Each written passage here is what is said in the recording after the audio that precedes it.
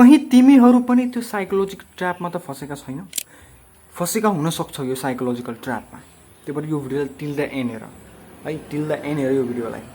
तिमी फसेका हुन सक्छौ यो साइकोलोजिकल ट्र्यापमा। एक्चुअली यो साइकोलोजिकल ट्र्यापको नाम हो सङ्क कस्ट फलिङ ट्र्याप।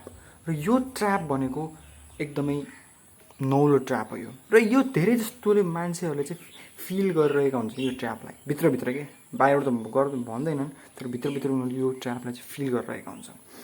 यो ट्र्यापमा के हुन्छ भने, यो साइकोलोजिकल ट्र्यापमा के हुन्छ भने, यही चाहे तिमी कुनै रिलेसनसिपमा होस्, चाहे तिमी कुनै स्टडीमा होस्, चाहे तिमी कुनै पनि बिजनेसमा होस्, चाहे तिमी कुनै मतलब होइन फ्यामिलीमा होस्, या तिमीले कुनै पनि काम गर्दैछौ, जागिर गर्दैछौ भने यसमा के हुन्छ भने जब तिमीले आफ्नो 100% टाइम चाहिँ कुनै पनि फिल्डलाई दिइसकेका हुन्छौ, कुनै पनि फिल्डमा तिमीले जब 100% टाइम दिइसकेका हुन्छौ र तिमीलाई मिडलमा गएर के यस्तो लाउँछ कि होइन मैले धेरै मलाई यो काम मन परिरहेको छैन होइन, अब होइन काम मन परिरहेको छैन, मैले क्विट हान्छु भन्ने तिमीलाई सोध्छौ। किन सोध्छौ? तर तिमीले त्यो चाहँदा चाहँदा पनि त्यसलाई क्विट गर्न सक्दैनौ। किनभने तिमीले के सोध्छौ भने मैले अब यसमा 2 वर्ष दिइसकेँ, अब लास्ट अब 1 वर्ष त हो होइन। जब तिमी अब मानौँ कुनै ब्याचलर पढ्दैछौ, मास्टर्स गर्दैछौ भने तिमीले के गर्छौ भने अब बिचमा पढ्दै गयो, बिचमा तिमीलाई पढ्दै जाँदाखेरि तिमीलाई अब यसको महत्त्वको बारेमा होइन तिमीलाई मतलब महत्त्व मन पर्न थालेन होइन, उसको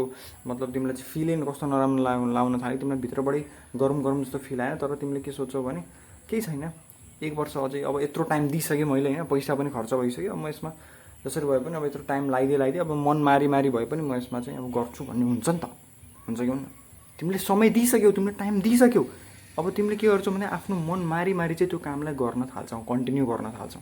यसलाई नै भन्छौँ हामीले सङ्क कस्ट फलिङ ट्र्याप। यो साइकोलोजिकल ट्र्याप।